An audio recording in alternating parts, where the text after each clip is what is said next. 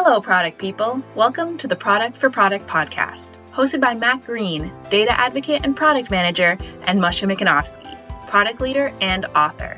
Our goal is to serve the product community by helping you find products that can help make your work in product management easier. Thanks for joining us on another episode of the Product for Product podcast. Hello, we are live. We are live. Episode 100. And I still have food in my face. That's okay. Quite all right. Matt? Things are great. I'm so excited to be here. Episode 100. I never thought we'd make it this far. So I know. This has been a wild ride, wasn't it? It has. 3 years have flown by. We've had so many great conversations, and looking forward to just seeing some past guests today and reconnect with them. So yes, really excited about it. Mm-hmm. Me too. I must say that when we started this, before we started this, I knew people told me I have to do a podcast for personal branding, but I was like, I don't really listen to podcasts, so why would I do a podcast? And it was then I met you on Product Coffee in the online group. Yep. And you told me, and we met and we spoke, and you told me you want to do a podcast, and I'm like, oh, okay. And then you said, but be the co-host, and I said, oh, okay. And then you said, and I want to learn about products that we're using. I'm like, that's great. That's a great idea. That's it. I was, exactly. I was like, I really want to do a podcast, and I was like, I need a co-host. And you arrived, stepped up, and it's been an awesome ride since then. Yes. And we've learned so much along the way.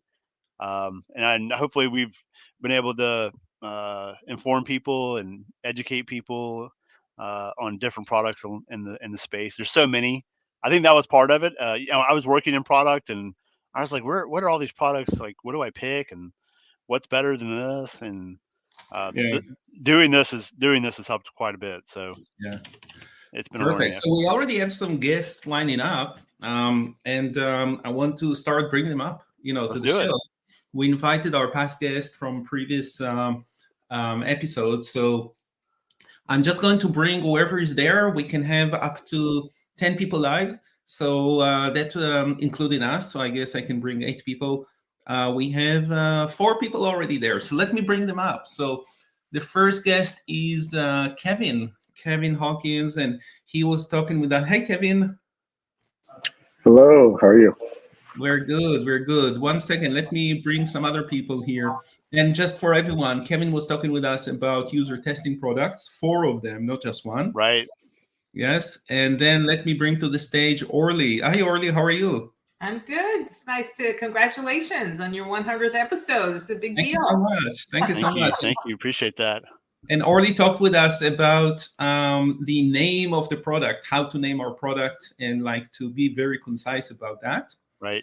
And I have a few more people here. So we have Eva. Eva, actually, we just recorded a few weeks ago an episode with her, and her episode is going to be 102. Hi, Eva. How are you?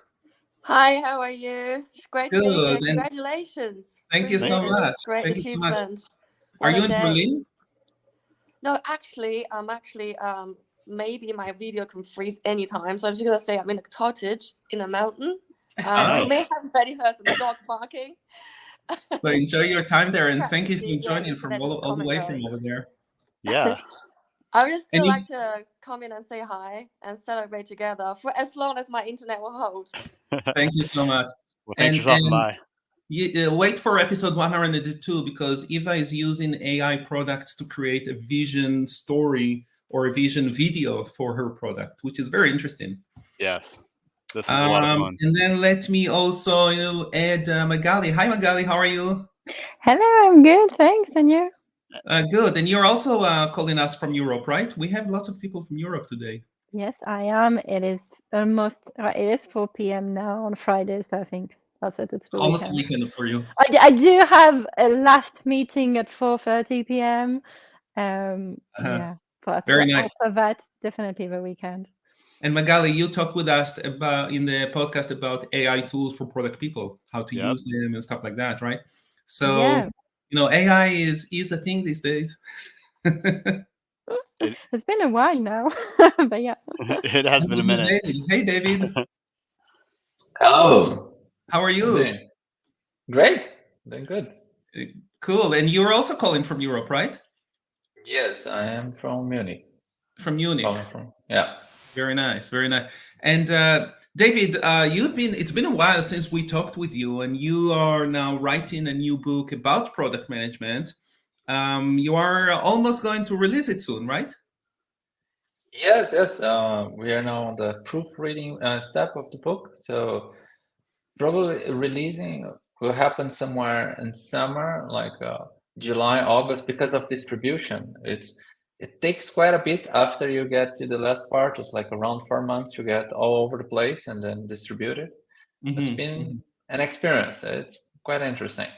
Yes. That's I'm looking forward to read it. I know that you're doing it with beta readers and getting people to read it. So I hope I will get a sneak peek into it and give you some feedback if you're up to it. Sure, thanks. Yeah. So Kevin, tell us, where are you today? Because you're traveling a lot as well. Yeah, so today I'm in Valencia. Normally I'm in Barcelona, but it's true. It's hard to keep track. Yep. I think when we spoke, you were in Barcelona, I believe. Yep. So I think, Orly, you're the only North American right now on the call here from our guests. Except that I grew up in Europe and in Israel and have lived in lots and lots of places. Counts, exactly. I feel like I belong, even though I'm currently in the United States. Right, your grandfathered in or something, right? Thank you. Yeah. I know. I feel like I have to say that, or I was afraid you guys were going to kick me out. No. And Orly grew up in Switzerland, in Zurich, right? No, in Lausanne. Lausanne. I always mixed the two. Sorry about that. I speak French, but yeah. But I also was born in Israel and lived there for a few years, so I also speak Hebrew, which is actually my third language. Yeah. We might have some guests today also from Israel. I hope so. Well, we have a couple of them, but who knows, right? Very nice. So, who wants to go first? What's new with you? Tell us. What's new. Oh, I have another person coming in, and we can introduce them.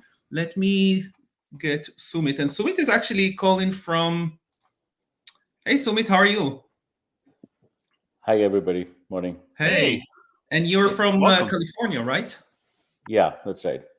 Okay, so another American here, or at least calling from the US. Stateside. And Sumeet has a startup. We had him in the recent startup series that we did called Prod Hub. Maybe Sumeet, you could probably tell us the elevator pitch much better than I do. Okay, sure. First of all, apologies everybody for joining in a little late. I had a little teenager meltdown happening in the morning. No worries at all. This is like drop in and drop out whenever people want. Got it. So I am founder and CEO of ProdHub.ai. ProdHub.ai is a product automation platform where our mission is to automate most of the mundane aspects of product management, all the way from writing PRDs to doing product discovery to writing user stories, use cases, and test cases. It's built on the core hypothesis that common repeatable patterns exist in every application. Yet product managers spend time, energy in recreating the requirements that already exist. So we are, through our own proprietary library, which is similar to the notion of GitHub,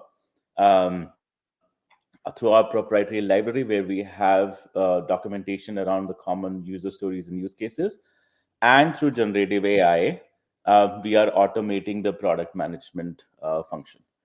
So that's effectively what ProdHub.ai does. Thank you, Sumeet. This is an elevator that goes how many floors? I'm just I'm just kidding here. It's okay. I'm doing a lot of helping startup founders in different mentoring startup founders in different accelerators. And I'm always like looking at these elevator pitches and stuff like that. So I'm always joking, how many floors do you need for your elevator pitch, right? That's right. But so Kevin was the first one to get in. So I want to hear from you, Kevin. What's new with you? I guess the newest thing is that I decided to stay in Barcelona. I've successfully hired my entire design team, but we are looking for a new VP of product and product managers. So if you know anyone, please apply. Oh, very nice. So maybe our audience, whether they're live now or will listen to this or watch this later on. What's the name of the company? It's a play on words. So we do hospitality software. The name of the company is Amenities, like hotel amenities. Oh, okay. Interesting. Cool. I know that who is it? I know someone. No, I don't know if she will be here today or not, but she's in the hospitality as well as a product.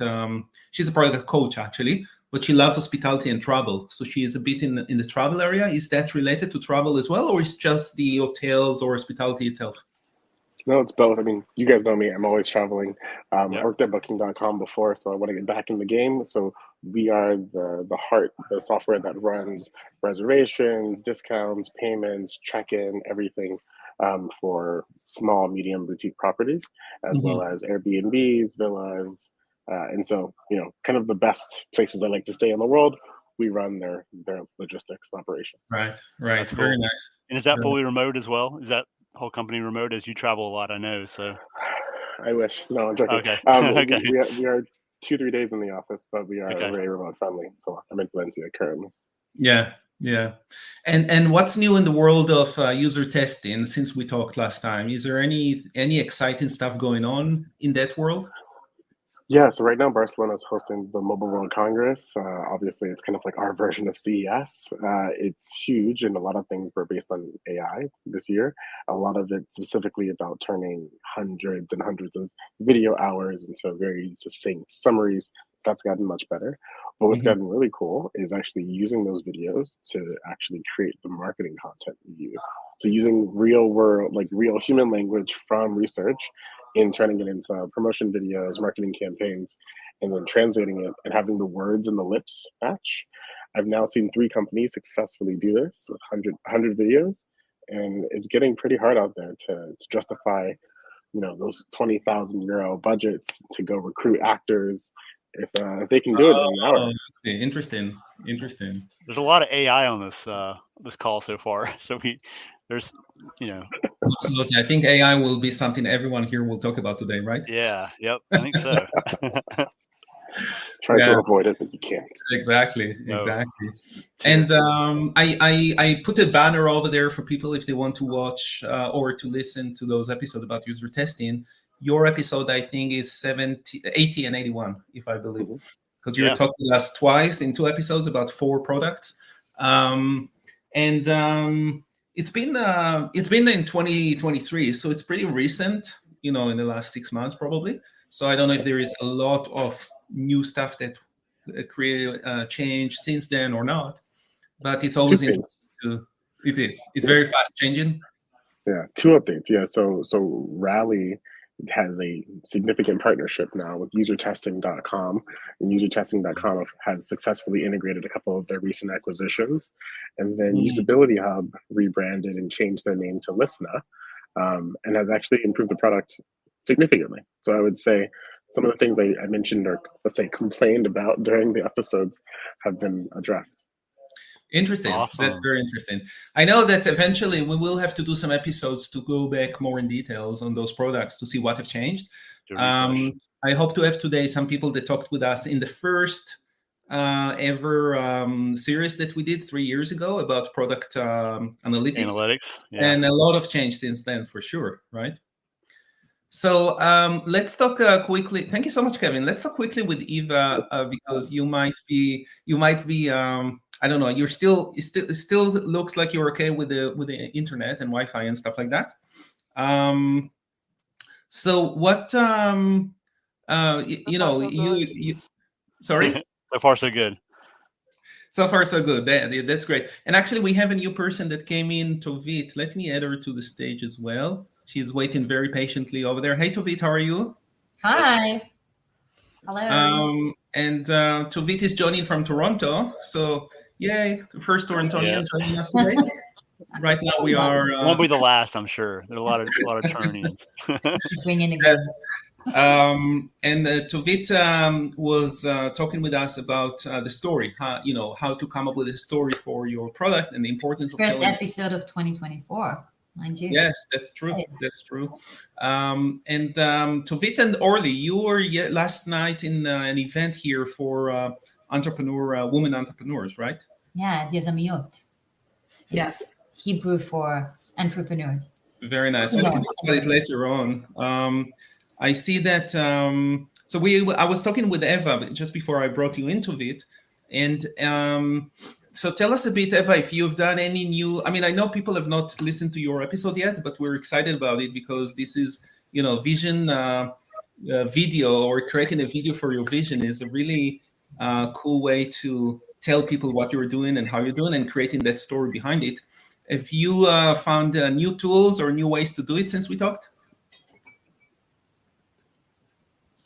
Well, the news that the result, this vision video that's brought us forward about initiating so for the rest of the people, I'm trying to retire a legacy product.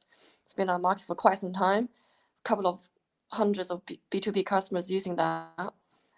So this video really helped us push this forward internally. But now I'm kind of stuck with the implementation, let's say deployment. And people always say like vision strategy without deployment is nothing.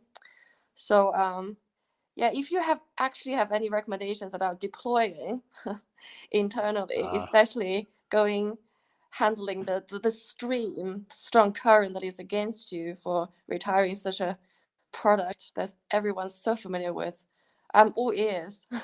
There we go. Let's see, maybe Magali or David has some ideas for you. David is very, he writes a lot about, product. He's a force to be reckoned with, in the world about, writing about these things. What do you have any recommendations for Eva? It's quite interesting. If we're talking about vision, generally it's one of the things that get lost very fast somehow. I don't know why. So we had a chance of meeting actually in Hamburg. I was asking for her help there. Excellent. But yeah, it's a bit funny. But when it comes to product vision, one of the things that I noticed is quite important is to be able to picture that. It's not only about the words, it's about seeing what that means, what that enables, and something like this, and then to use it and to make it alive. What I like using is when we are doing roadmap planning, let's bring our vision here and let's be serious about it. Let's ask a simple question. How does this item get us a little bit closer to the vision? If it doesn't, let's get rid of that. So if we cannot use the vision to make this decision, it means that our vision is not helping us. It is something just for the sake of having it. So that is one thing, using the roadmap. But then it comes to the day-to-day, because roadmap might be every quarter or so on. I like using on the planning, no matter the framework you use, there will be certain level of planning. Maybe you decide what to do for the next 2 weeks if you use Scrum or something. So put your vision there and say, let's ensure we don't derail from this thing. And the other aspect is on product reviews. So say, this is where we want to be in the future. So that's what we did to get a little bit closer to that. And if this thing starts getting mechanic and you see that actually whatever you're doing doesn't contribute to the vision, then it's a sign that you need to tweak the vision. But it's about using, make it clear and use it. So, but don't be so worried about the wording, but be more worried about the meaning behind it, the vision. Marty Kagan, for example, recommends having it visually, like a video of a customer in the future showing what it enables a customer to do. I like that. It requires more investment, but it makes the meaning more clear. Yeah. Great. Does that help, Eva? And I'm actually jealous that you guys met in person. I know I'm everyone from Europe. They're always meeting each other. They're always traveling. It's so easy. Here in Toronto, I feel like I'm very isolated, and I only meet the people that are here. We have great people here, but the world needs to be smaller. Right. Let me bring into the show. Sorry, Eva. You're saying? I think there's latency with my audio. All good. Mm-hmm. Okay. I'm just going to bring. I have another guest waiting here. Gil Broza. Hey, Gil. How are you? Good. Hello. Hey, welcome, Gil. Welcome, Thank Gil. you. And Gil was with us recently with a new book that he published. Now I have a blackout for the name of the book, even though the book, Gil gave us a couple of copies to Deliver give better away. result. Here we go. Yeah. Deliver better results, and it's a great book. I encourage everyone to actually read it. It has it's very interesting actually because it has a bit of I'm reading now Transformed by Marty Kagan. In Canada here we got the book quite early, and I got it last week already, even before Marty got his book, and which is very funny. But the Transform is also talking about transforming an organization to become product operation model. And he explains all of that about it. Gil's book is also about transformation, but in a very different perspective. It's really, really interesting. So I really encourage everyone to read that. So welcome, Gil, to the show. We're talking with people that came in, through before. So we'll see. We'll get you to talk shortly. Okay. No problem. Perfect. Magali, how are you?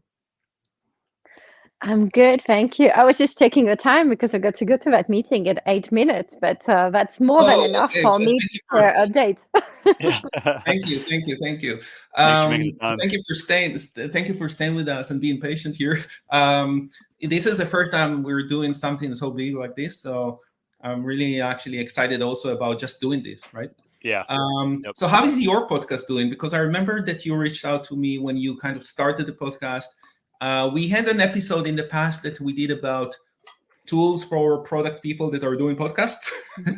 Yes. We had a few people on that episode. How are you doing?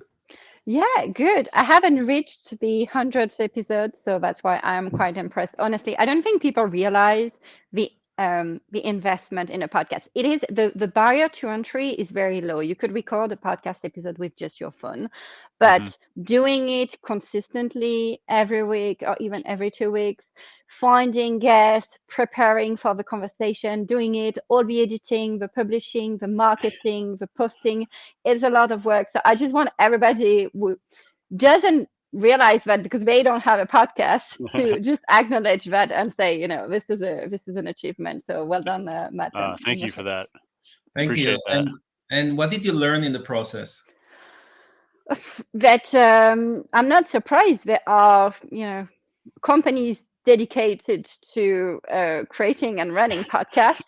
That's right. But I've got to throw it now in the mix. Thanks to AI, it has become much easier. I've actually very much enjoyed trying out a few different tools for recording videos as well, instead of just doing audio, and also editing, because now they've all added, their own little touch of AI, and it creates episode notes automatically, even like the title for the episode, even like social media posts and all of that, which I'm not always super happy with, because I really want to post something AI generated on social media?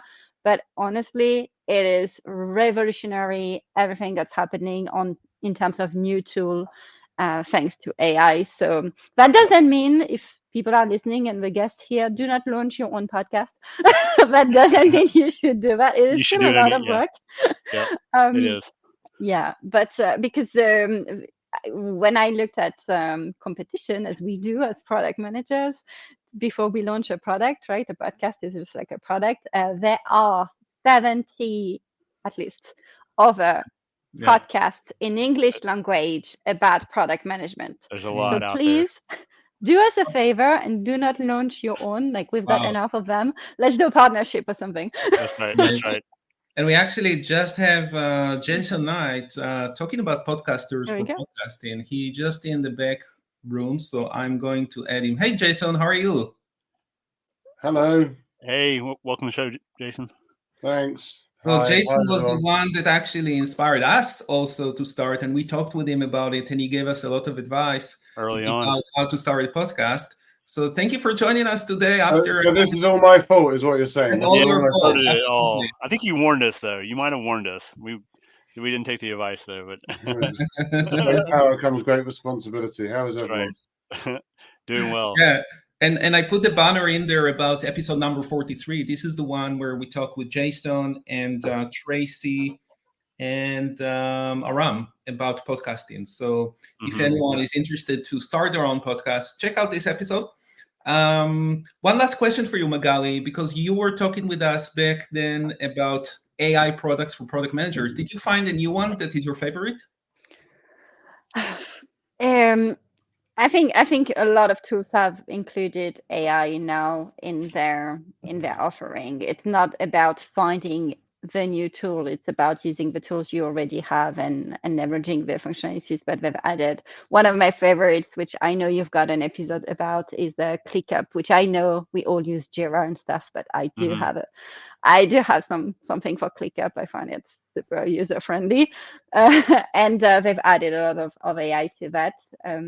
I would say that now I'm lucky to be in a big company who has got a GPT, like a subscription to GPT. So we've got our own access to GPT-4. We also have our own bot in WebEx to use GPT. So that makes life much easier as a professional, because I can't really put strategic data into the OpenAI version, but on this one I can really get the most benefits. So I would encourage all the leaders out there.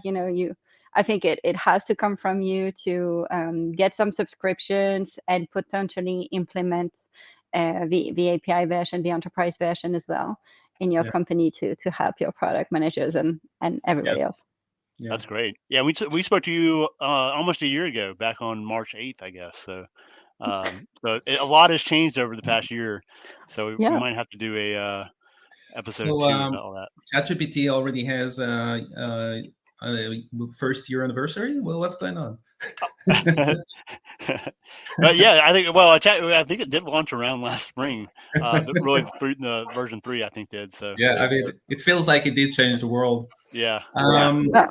What it didn't change is I still have to go to that meeting because ChatGPT is not going to do that meeting for me yet. That's right. But it was nice to be with you all. I may join later or not, but very nice. And again, congratulations. Thank you so much, Magali. Appreciate it. Talk to you later. Thank you so much. Take care. And Orly, you were waiting really patiently over there, but we don't see your camera on, so I'm not sure if you're still there. Oh, here we go. Oh, and we can't hear you now. You're mute? I think you're mute. Sorry. I got this panic text from a client. I'm like, oh, God, I just... okay, no worries. A link, you know how that goes. It's like, no worries. So wait a few minutes, but anyway. Hi, and again, congratulations. It was really fun chatting with you guys on our episode. Which episode was ours? I can't remember now what number that was. 97. 97. Okay. Yeah. Lucky 97. Lucky number 97. Yeah. So quite recent. We definitely had a very interesting start of the year, or the last episodes, because originally it was all about products and the product that people are using. And that's what we did. We had series about each one of them. And the idea was that we don't know all of these products, so we need to bring people that do know them. We don't want to talk with the companies behind these products because we don't want it to be a marketing spiel. So we said we will bring people that know about it and they used it, and they will tell us the good, the bad, whatever it is. And then between those series, we had these filler episodes with point of views. So Jason, we got you to talk about APIs, product manager APIs and what to do that, and what's special about it when you were working back then I don't remember the name of the company, but it was API product. David, we got you to talk about mind mapping as a tool, right? So this was our filler episodes. And recently, maybe more people are reaching out to us because it was very hard for us to find guests sometimes. Right. But now we have like people just come up with and pitching ideas like, let's talk about this and let's talk about that, or should we talk about this? And I think the last almost 10 episodes, it's all of those one great conversations. Filler episodes, yes. Yep. I got Ross Webb joining us. 1 second. Eva, I'm not sure. Let me check if I have enough. I will bring you back in. Yes, I think we have enough. Here we go. Hey, Ross, welcome to the show. How are you doing? The show. Always good to see you, Moshe. Always good to see you. Same here. And Ross was also in one of those filler episodes where we were talking about the product success scorecard with Ross. So there is a lot of many different frameworks and tools and books, and that's what we talked with you, Orly, about naming the product. Because when I met you before, I was like, "Oh, you really are keen about the names," and you told me this is a good name, this is a bad name, this is. Like, let's talk about that, right? Yeah, and it was, it's interesting because I don't usually talk about names. I usually talk about messaging because that's my lane, and specifically elevator pitches, which is funny because you were talking about this a little while ago, and I actually even have a workshop that actually is happening next week on how to develop your pitch and do that in three sessions. And we should probably talk about that offline because I have some thoughts. But in terms of naming, what I have learned is that so often people come up with a name before they actually understand what the name is supposed to represent.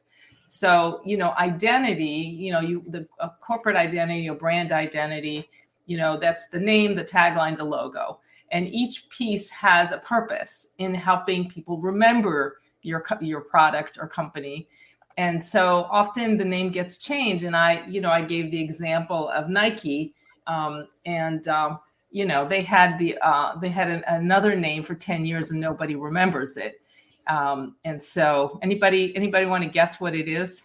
Well, you guys already know because I don't even remember something with the ribbon. Right, it's so bad. It's so bad that even when I tell you, forgettable. Blue ribbon. Yeah, it was called Blue Ribbon Sports. Here we go. That's right.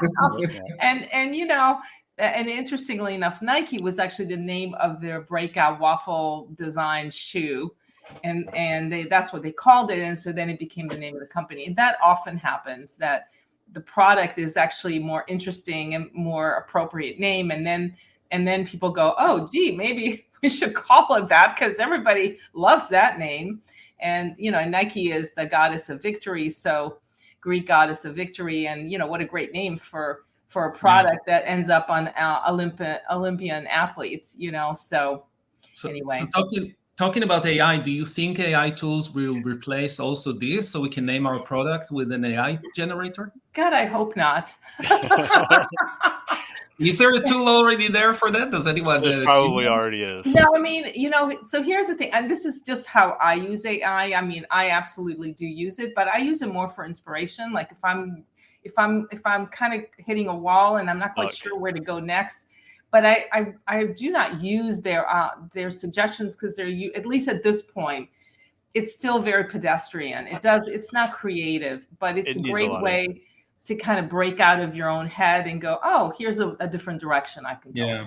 Yeah, it doesn't have all the context right now that our human brains do. So even when you give it the context, it doesn't necessarily, right. So it's still early days. I imagine, then I'll have to find something else to do once AI takes over.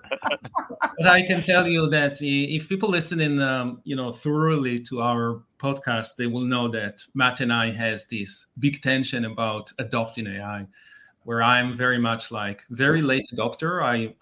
I'm resisting it as much as I can.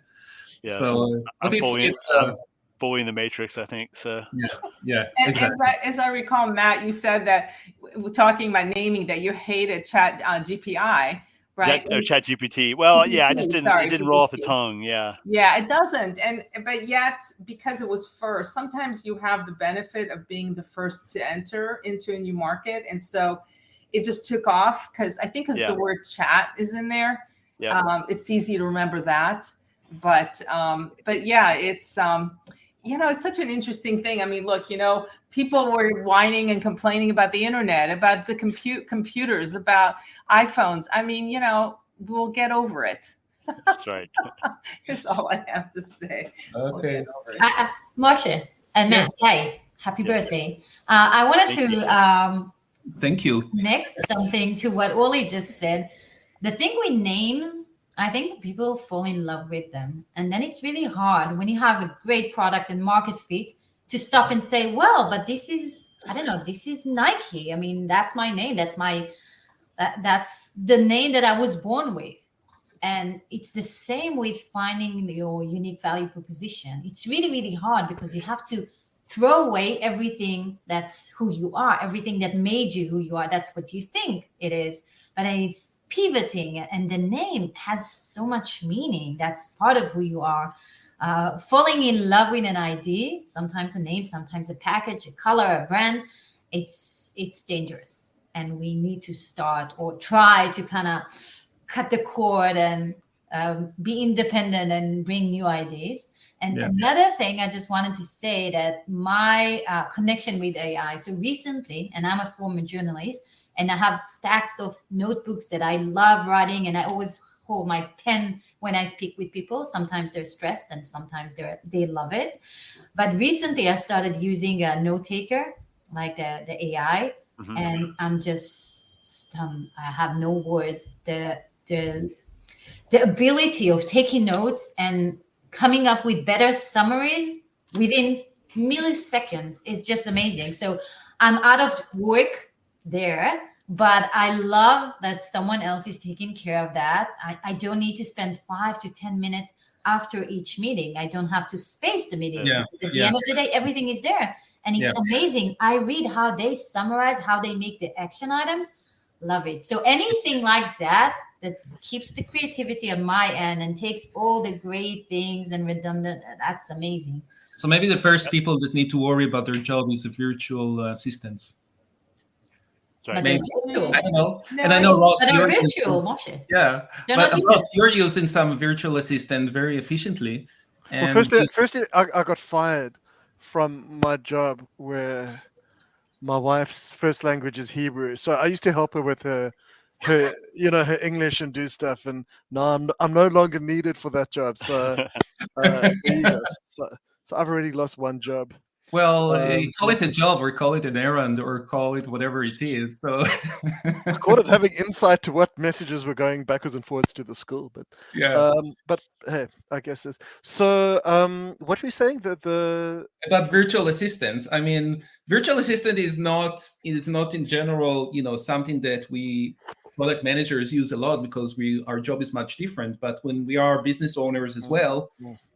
We sometimes do have the need for that, and maybe AI is going to replace that. But it's a bit off topic for us because it's not core for product management, right? I can talk about AI and product management. When I was at Amazon, my role was to apply the Amazon AWS LLM to all the network automation tools. So as a product manager, that was my role. So it was a principal product manager. But I was lucky enough to have 10 teams to do that with me.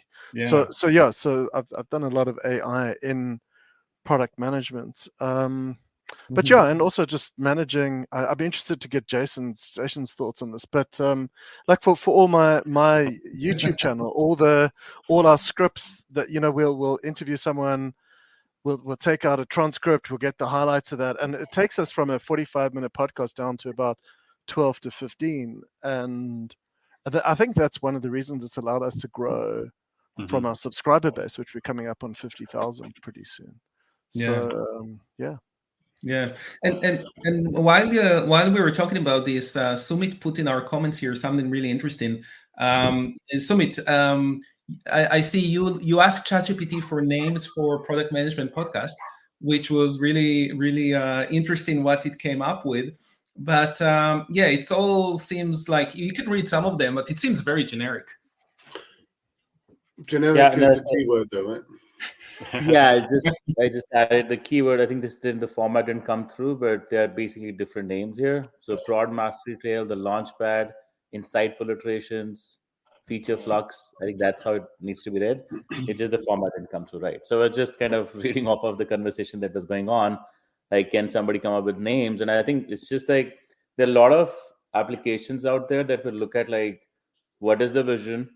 What are you trying to do? What is the problem you're trying to solve? And synthesize that into a name, right? And there is something to that. I mean, even before GPT, there were applications out there that were putting, like, even if you go like GoDaddy, right? Like, if you have become a name generator, it kind of looks at like the SEO benefit of it. It looks at like what is the keyword reach of it, right? So there's a lot of like science behind the naming itself, not just from a branding perspective, but more from like technical aspects as well. Like, how do you get the reach out there and all that? I think GPT just gave the easy button. So I was just laughing off of the joke that was just mentioned 5 minutes back. Yeah. Like, hey, there's an AI for that too. This is just an awful world, though, and I use that phrase guardedly, but like it's this whole point around like you can see all these people these days online. Oh yeah, here's a thing you can put 5 words in and it'll write you a book. And it's like, well, brilliant, great. That's not a book I want to read. And there's some post that wrote about how someone had kind of come up with some optimized format to automatically write LinkedIn posts and it would all come out. It'd be SEO optimized. And it's like, I don't want it to be SEO optimized. I mean, I understand that SEO is important, but I want it to be optimized for me. And I guess whilst I use ChatGPT daily for one thing or another, mainly for just spitballing or sense checking myself, or like I never use it for content, like my own content. Like I write all of my content or podcast questions and everything else. Same here. All myself, because like the way I see it these days, especially where like everyone's a thought leader, it's almost like there aren't actually that many thoughts to lead with. Like there's not like how many actually different things are there to say about, for example, product management. Like if you scroll down on an average day, any LinkedIn post timeline wall, whatever you call it, like you're going to get 25 things about OKRs and 10 about strategy and 15 about how you got to focus on outcomes or whatever. And it's like, okay, great. I get that. And these people all have their own journeys and they're all like finding stuff out and sharing things, etc.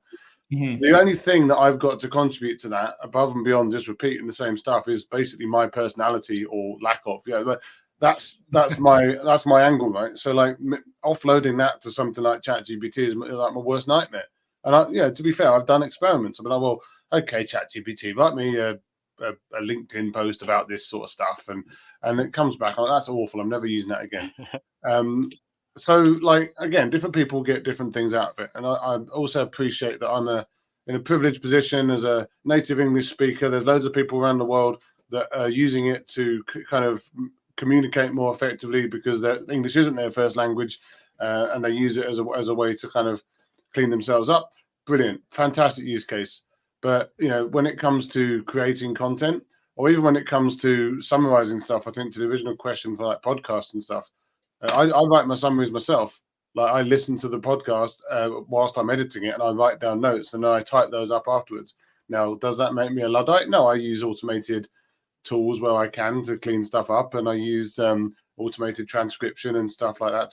I'm not going to type the whole thing up, but when it comes to things like summaries, I'm still very old school. Even with editing, most of my editing is not like whatever it is, the script or whatever like that. Like most of my editing is done by hand. I go and clean it up myself because I know that if I listen to it back, and I've done it, I've tried it, you listen to it back and there's always that thing that you would have cleaned up that it didn't clean up.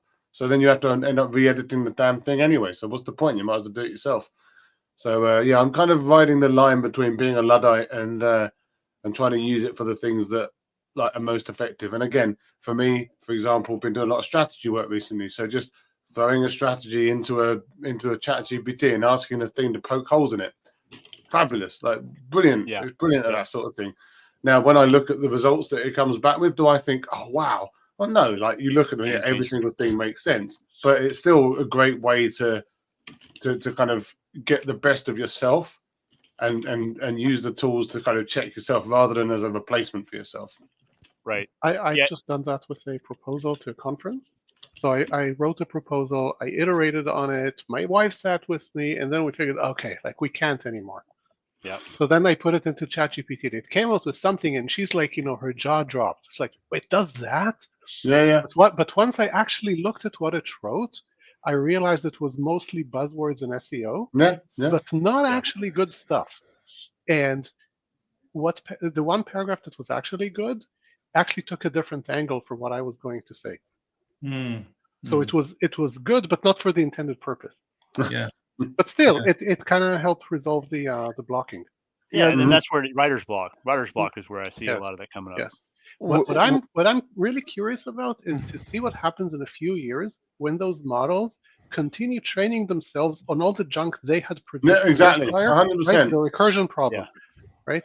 And then we'll see what happens. So they will come worse in prediction? Hang on, just look at Google's share price in the last week, right? Yeah, Google's had problems this past week. Yeah. So let me ask Sumeet, because you're in that place right now that you're building a product that is using some AI there to help us with our mundane work as product managers. How do you plan to overcome this challenge? Yeah, so our goal, and I think we set the expectations right off the bat. And I think it's a very interesting conversation, Jason and Gil, the points you mentioned, I think are very insightful. And maybe we're not doing a good job of expectations. And I'm starting to realize that. So when we start with that, we say, look, we will automate your PRD for you. But in the same sentence, we also say that automation does not mean 100%. What we will do is we'll give you a good first draft. And what we're trying to accomplish there is that we're trying to take the mundane stuff out of your way. So for example, if you come and give me a product vision and say, hey, I want to build a healthcare app that manages stress. That's a pretty decent product vision. And we say, okay, great. Who are you? Well, I'm a product manager. What industry is this? In healthcare. Great. And you've given me product vision. I'm going to create a PRD. But remember, it's a first draft. It will not give you all the specifics. It will talk about the functional requirements, talk about non-functional requirements. And then on top of that, we give you the option to edit it, enhance it by adding more context. How do you add more context? You start searching. Okay, give me competitors. Okay, give me X, give me Y, give me Z, right? And from there, you start going from a first draft of anything to something that is more specific and more contextual to you. So we are positioning ourselves as a good helping hand. We never claim that we have all the answers. Our core hypothesis has been built on automating common repeatable patterns, and that's what we're going for. So from there, if you go to the user story, same thing. We capture the edge cases, we capture the null scenarios, we capture the most common use cases to save you 50% of the time, right? I think we're starting to see that initially there's like I think Gil, as you mentioned, there's like, oh my God, like this is like, I could have spent weeks doing this. And then we see like, wait a second, like it didn't capture that, it didn't capture this. And then I'm like, wait, but you didn't give any customer data. Like it has to get to the specificity. Like we need to fine tune this data, and that can only be done when we have customer data into our system, right? We never take any customer data, right? So there's a little bit of a pull and push, right? If you give somebody a blank screen, they're totally okay with it. It's okay, great. I'm going to start writing my document. I'm fine because it's my original thought. I'm putting my time into it, and they're fine with that, right?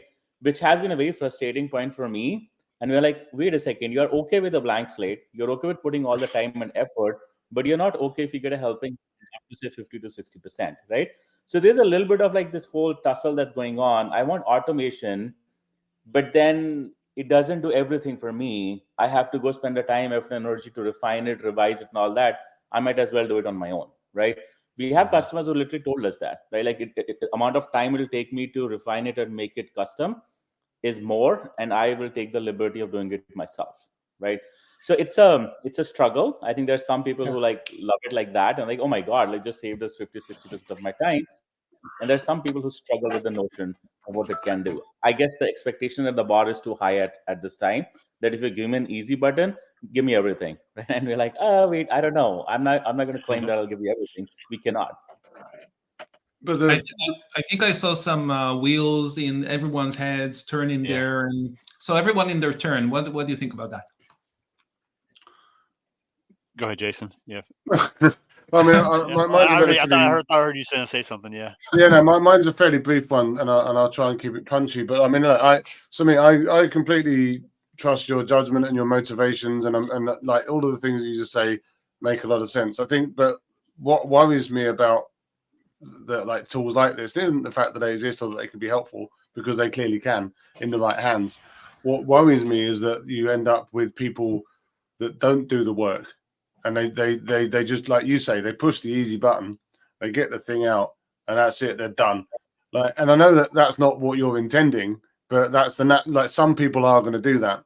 And that for me, one of the challenge. Pardon? That might be the biggest challenge there. Well, yeah, but and for me, like and you're seeing this with like copywriters and stuff already getting laid off because they think that like ChatGPT can write some copy. And I don't think that the companies that are doing that are necessarily making good decisions, but it's a natural kind of temptation, right? And I think that for me, part of the big benefit of either doing the second pass that you talked about, Sumeet, or the second, third, fourth, fifth passes off of the basis, or just doing it all yourself. It's not even the fact that it's grindy work that you did yourself. Yeah, sure. But it's the things that you learn while you do it. And that's one of the reasons why I still kind of encourage people to, you know, sit down and do some writing on their own, is because, like, I've written strategy documents in the past, which I'm very sure no one ever read, or they maybe skimmed or whatever. And like, I look at that and think, oh well, that was a waste of time. Like, but then you look at it and you think, well, but what did I find out while I was doing these things? And you can do that with AI. You can get AI to tell you some stuff, and then you can read the stuff and you can refine it and send it back and give you some more stuff. And then if I could trust that everyone in the world would do that ideal use case, I would be all over that. It'd be brilliant. And for someone like me who still wants to do some of that work, I'd be more than keen to use it, as I do with ChatGPT, to test things and help me out, and especially for pictures for slide decks. That's the best use case I've found so far, like just fake cartoons for slide decks. But I'm always worried about people using it as an excuse to not do the thinking. Yeah. Can I just add? Yeah, go ahead, Sumeet. Right, just responding to Jason. So we literally had this exact feedback from a product executive. He is the chief product officer of the organization, and he looked at like our product, and note that like we don't just run off of a GPT. We have our own proprietary data. We have context, and we have all the stuff in there too. He looked at that and he was pretty impressed. You could tell from the reaction, and then he basically said the most non-obvious thing that I could never have imagined what he said. He basically said to me, "This is too easy." I'm like, "Wait, what do you mean this is too easy?" He said, "I'm worried that my PMs are not going to put the time, effort, and energy into reading it. They'll simply hit the save and pass button." I'm like, "Wait, so what are you telling me?" He said, "Add some friction to the product." And I'm like, "Well, that's so opposite counter to what a product should be. Like, it should be seamless, right?" He said, "No, I want you did the part, but then I want my PMs to sort of like put a review, like, are you sure this is what you want, type of a thing. And even if it's at friction, that's okay. But I want them to pause and read it and then maybe add something to it, because then only it becomes an official document, right? Otherwise, it's just like they got something, they made life easy, put the save button and go, right? So it was such an interesting feedback that I got. It was very insightful. So just kind of, Jason, just wanted to add that color to the. I just want to pause here 1 second, because we have a new guest coming in, waiting in the back room. This is an amazing discussion, because, and I wanted to continue that, because I feel that this is almost became like discovery session right here. So just hold your thoughts over there, and I will bring Faith. Hey, Faith, how are you? Hey, Faith, welcome. Hello. Welcome to the show. Great to see you. I'm happy. Faith has been a big supporter of the Product for Product podcast. She always loved us, and she always had kind words to us. And she was on the show talking with us about Lucidchart and how she used Lucidchart for wireframing. So that was a very interesting, way for to use Lucidchart for something that usually you don't use it for. Episode so welcome 62. to the show. And let's go back to that discussion, because I know that I saw also the wheels turning in Gil's head and in Ross' head, and it's a really interesting discussion over here, because we're talking all the time about AI and about how it helps or how it doesn't help. So what the risks that are created. And I feel that, Sumeet, your product is right there in the middle of these things about what's the balance that we can create. And you probably, like you said, you've heard it from other people. It's not the first time you're hearing this. Yep. So maybe I can go ahead, go for it, Gil. Yeah. Okay, so you had me talking with you about system thinking, right? So what are the consequences of our actions? Anytime we give people an easy way out, an easy button, a done for you, an outsourced, a this and that, they will take the easy way out. Now, sometimes that's great and it optimizes everything and saves time, and nobody has time to begin with. Sounds all good. But then what happens? So I want to think what happens to us as a profession, as an industry, as a society, when we take away all of this work. And what I think will happen, and I'm sorry, there's a lot of noise in the background. I'm particularly worried, and in the context of my kids who are now in university and kind of need to build themselves up, what are we doing to people if we're taking away the learning portion? We think we're taking away the working portion, but we're taking away the learning portion as well, because nobody gets to practice. Nobody gets to look at something and say, okay, what did they learn from that? Jason, that's exactly what you were saying. Now, all of us, we are old enough to have amassed this experience and this knowledge, but the younger people, they get the shortcuts. And now that they have the shortcuts, they're not going to make the mistakes that they will learn from. They're not in a position to evaluate what the bot gives them and say, oh, this is good and this is not great, because they haven't built it up. That's what worries me. And Sumeet, I think even if you add friction to the product, it's just going to make people mad and not actually going to help. Because they will go to a competitor who has less friction because it saves them time. And it's always this belief that that our work is just labor. It's just hands-on time doing stuff. You know, before the bots came along, 15 years ago, back when I really started being independent, this company came to me and said, well, we need your help being more agile. I mean, that's really the use case. What were they doing? They were building a product that would reuse requirements. Sounds very similar to what we're talking about here. It's like you've built something, you have a set of requirements, now you can reuse them for the next thing. And I'm thinking like, but they're not the same. What are you going to reuse? The add, edit, delete? Really? Is that what you're going to reuse? And now we're doing the same thing with automation, and it worries the hell out of me because nobody's going to learn and nobody's going to innovate either. I think there is a bit more than add, edit, and delete. I've been almost every product that I build, we spend days and days and weeks on the login and the authentication and the a lot of things that other people already solved in the past. So I think there is a bit of things that could be much more automated than what they are today. We're just spending too much time on some of these things.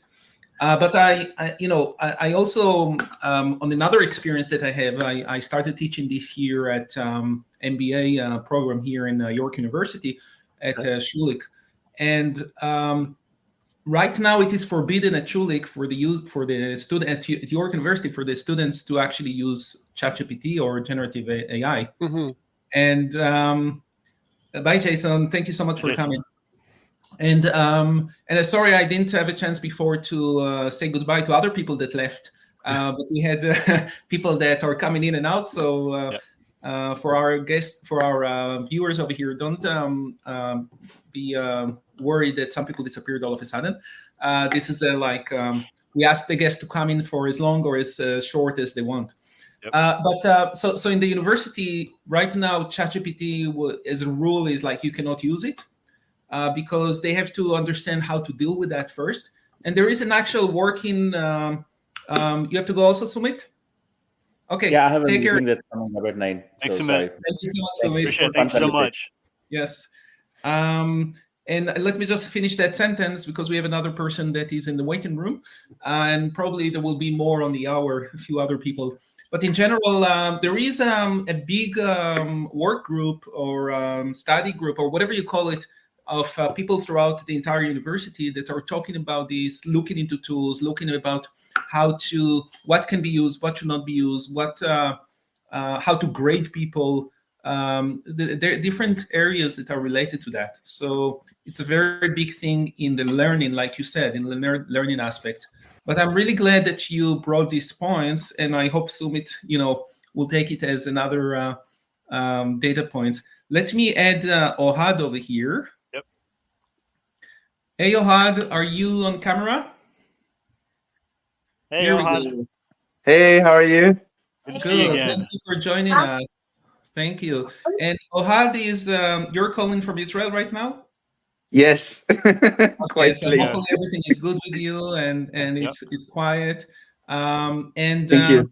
Ohad he was also in one of our recent episodes about 93. the startups.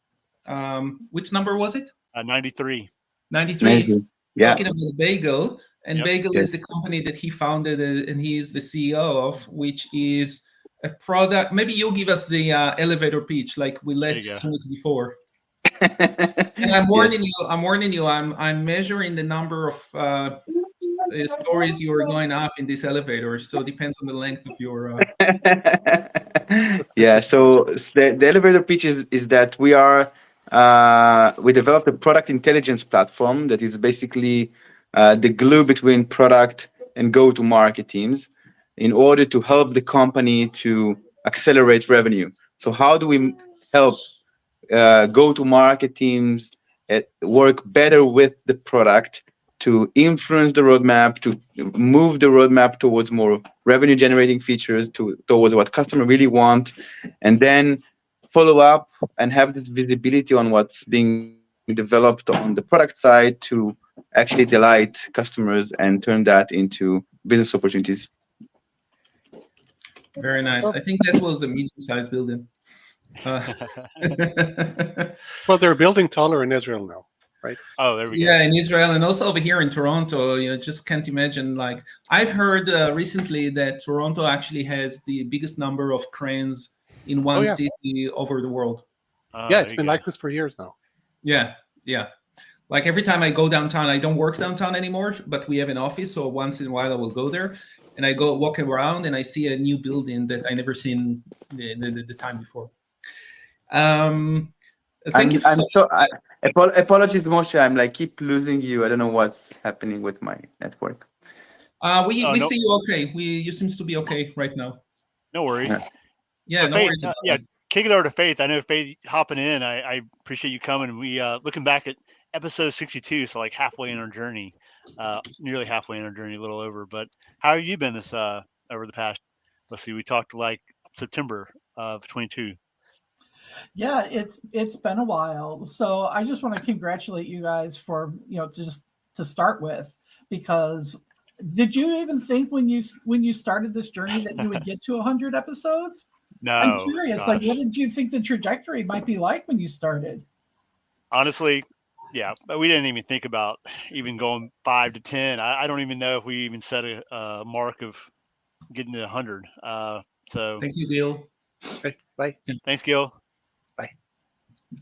Yeah. So I don't know, Moshe. I don't remember. Ever setting the actual goal. I think the whole purpose of this was to have fun and see where it takes us. And it's taken us, and maybe that's helped elevate us to 100. So, I told the story in the beginning of the show before you came in. How maybe I will tell the story again. When COVID started, I was really worried about my job that I would lose it, and I already lost 3 jobs before. So I was a veteran in losing jobs, and I was really, really worried. So I was like, seeing on LinkedIn at the time that people are building their personal brands. And I was thinking, okay, I have to build my personal brand so people will know me. So if I lose another job, I'll be able to reach out to some people and have a good network. And then while I was doing that, people told me, you have to have a podcast. And I'm like, I don't know. I don't listen to podcasts myself. Why should I have a podcast? And I didn't know anything really about podcasts. And then in parallel, after that, I met Matt on Product Coffee, which is a group of product people that are meeting regularly, and they're from Atlanta. They also have physical meetings, but they have online meetings. Yep. And Matt and I never met in person yet. We still have to do that. But this is how I met. We met, and Matt told me he wants to do a podcast. And I'm like, okay. And then he said, and I'm looking for a co-host. And then he said, and so I told him, oh, I don't mind being a co-host because I didn't want to start it on my own. And then he said, yes. And Matt, correct me if I'm wrong, you moved into product management around that time or just before that? Yeah, I'd already been in it. Been in it, but I was going through the noise of all the different products. Right. And trying to figure out like what is best to use. I had already been using the mainstays of Jira and Confluence and that stuff. But yeah, I was just like, there's just so many different things out here. And I thought it was an interesting thing. And I love podcasts. I listen to podcasts on a daily basis. And I'd always been like, I want to do my own, but can I carry a show by myself? And so I hadn't done it. And then Moshe and I met up, and I love the idea to talk about products. Yeah, because I actually looked and implemented a lot of products for product people. So that was really, it was always interesting for me to compare them and to see what they do and how they do it. Because I also learned a lot from them about what works, what doesn't work for me. And therefore I can take it into my own practice, building my own product. And I always was jealous with product managers that were working for those companies, because I would give them feedback as a product manager. And I'm like, every client that they have, every user that they have will give them feedback, because it will be easier for them to get feedback because they're product managers and they know how hard it is to get feedback from users. So so that was the thing over there. And so we never really thought where it will go, and then we just kept at it one episode at a time. We started it, and there's so much that goes into the sausage making of all of it, that we learned along the way. I listened back to episode 1, and I don't cringe at it quite like I used to, but it still is kind of like, okay, we were pretty, we were getting started, microphones and recording, different methods of recording. So we've learned a lot along the way, and really having guests, like the both of you, really help elevate the show and really motivate us to keep moving forward.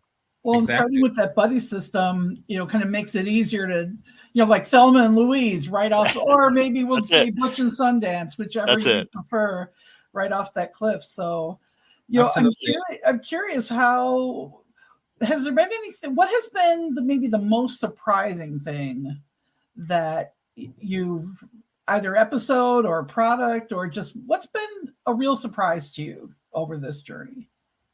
Interesting. You didn't think you were going to becoming the host, and we are the interviewees. I like that. I think the sheer number of products, we already kind of knew. Well, speaking for myself, I already knew there was a lot out there, but even taking the lid off of different areas, as product managers, design product, engineering, all the different tools that are out there and that you get your hands on, just the sheer volume of stuff that's out there. Startups like Ohad, there's so many things out there, and that's hopefully what we're trying to clear up, but we can't cover it all. And so Moshe and I are always, it comes down to the guest who's able to speak to us, who's able to record, but there's just so much we can't cover still. And so just the sheer volume of products is what always continues to surprise me. And new things coming up, new startups like Ohad, Bagel. And that's something that's really stood out to me along the way. Yeah. To me, it's a really good question. I love finding the startups that are coming in. Oh, we just lost Ohad, unfortunately. I hope he will come back. He said that he has some internet issues there. But I think that was part of that. Oh, we have a comment there. Oh, so good to see you. Oh, perfect. Oh, he said I have to drop off, unfortunately. Okay, no worries. He probably has something going on. But I think that he's back. Back. Okay, let me get him back. Ohad, are you there? I'm not sure. Okay, we'll see. I think part of it was also, maybe it wasn't very surprising, but it's always like coming again and again that not every feature is being used and how much the products are being used or utilized or not, which kind of means that the companies that are building them are not always really looking into are users going to use it. And this is a bit surprising for products that are aiming at product people. You would think that they will have this product management discipline, straightened out, but maybe not, right? So that's maybe one of those things that sometimes surprises me. But yeah, like what Matt said, that's probably up there as well for me. The sheer volume of products. Every day I'm finding new products and I'm adding it to our lists. Yeah. The hardest thing for us actually is to find guests to talk about this product. So that's I don't know if it is surprising or not. I'm used to it right now, but it's probably the hardest thing to do. Right now we are looking into the next series of products for surveying products, and that's actually one of the. I'm looking for guests to talk about different ones, and I'm not there yet. So that's one of those things. Let me bring in Jackie. She just joined us. Hey Jackie. How are you? Welcome. Hi guys. Happy 100. Yeah, thank you so much. Episode 99. Big day. I was really hoping to You're have welcome. also Andrew Miller here today because he was our first guest and you were the guest for episode 99, Jackie. Yes. I wanted to confront the two of you and see how does it feel, the first one and the last one. But he sent me a message today that he got really bogged down by work, so he's not able to join us, unfortunately. Okay, well, he'll be here for the 200th. We'll talk to him. There we go. There we go. If we still have energy to do it, then for sure. Yes. We need to get him back to talk about some stuff. Yeah, it's been a while. And we had lots of other people that came to the first hour. So I hope you have time later on to watch it and see the other people that came and talked. We had some really interesting discussion about AI tools. And it became almost like a discovery discussion there for one of the guests. So that's an interesting one. Oh, good. Well, I just came from a meeting with Marty Kagan, who might be coming up for y'all. That's coming soon. Episode 101. Thank you. Right. Yes, yes. Episode. I actually posted it this morning on my LinkedIn that we're giving away a few things for people that are coming to as guests today. So actually, whoever is listening to us, I hope that I'm not really sure how we catch the people that are viewing. The numbers are also fluctuating, and there is people on YouTube, there are people on LinkedIn. But people that are watching us today, please send us a message to Matt or myself. Let us know that you have watched us. Maybe we should have put like a secret code, so they tell us the secret code and therefore that's right. The secret password, exactly. Because Jackie donated 10% off of her Product Coach Academy course that is coming up. Thank you so much for that, Jackie. And this was the episode that we were talking about last time with you. And Gil donated two copies of his book. We talked with Gil before in the last hour, and we are donating a copy of Transformed. So we really want people to come over. Okay, let's see. Someone is love it. Yes. Okay. Cool. We have Tracy also coming in. Let me add Tracy. Hey, Tracy. How are you? Welcome. Hello. Nice to see you all and some new faces. Yes. Same here. In the previous hour, we had a lot of people from Europe. This was like the last hour of their day. And we also had some from the US, but I see it right now. We have a bit... someone is just saying secret password is AI. There we go. Yeah. That's Richard. We just had a good AI conversation. Yes, I love that, Richard. Thank you for that. Yeah, maybe that will be maybe it will be too easy. Everyone will say, "Oh, AI, that's AI, that's right." Or Open Sesame AI, right? Well, welcome, Tracy. Tracy, two-time guest, three-time guest. I can't keep track. 3 times. Was it 3? Yeah, Yes. 2 or 3. Wow. Yes. Can't get enough. Yes. We have a few people that are very prolific guests. They love to come to our podcast. So Tracy talked with us about what was it? Let's see. Google Optimize. Google Optimize while it was still a product. Yes. Right? It was still around. Yep. And then user testing. Yes. That last episode, I was just recovering from COVID, so I was having coughing fits every 5 minutes on the episode. We made it work though. We made it work. Yes, turned out great. Exactly. So that was that. And the third one was an episode we talked about before. Actually, in the last hour, we mentioned that about podcasters' tools, the tools for podcasters, because you were a podcaster as well at the time. Yes. On one podcast, then you were on another podcast. Yep. A2B. Yes. You're not on it anymore, right? No. I co-founded it and co-hosted it, but I left in November to focus on my growing CRO consultancy. Maybe Maybe you will go back and then invite us to your 100th episode. Maybe. Yeah. Message Shiva because he's calling all the shots right now. Yeah, he's still running the show, right? Yeah. So okay. Yeah. I mean, it will be Shiva. I don't know if he will join us today or not, but experimentation and A/B testing, that was one of those things that were really exciting for us to talk about. And since then, Google Optimize were obsolete, and Shiva came to the show to tell us about what to do, or about the imminent. This was before when it came down. And what is your favorite product these days for experimentation? Me? Yes, because you cannot use Google Optimize anymore. Yeah. My favorite is Convert. I love their support team. I like the product. It's a very accessible price point for my clients who are just getting started in CRO.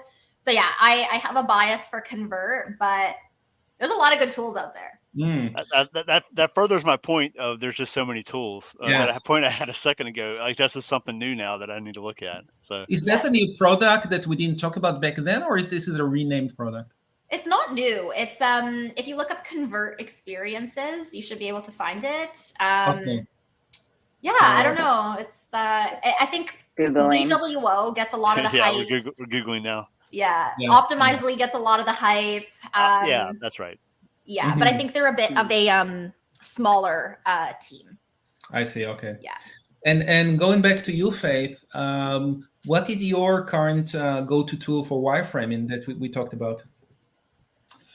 Wow, I am still using Lucidchart. That's still awesome. My fallback, and it ends up being kind of the easiest thing for me because often, unlike a lot of people who are maybe dedicated user experience designers or UI designers, I'm doing everything end to end, from research to to sort of feature vision and and then working down into like what it should be. How are we going to express it either in the context of our existing application or as a new standalone product or feature.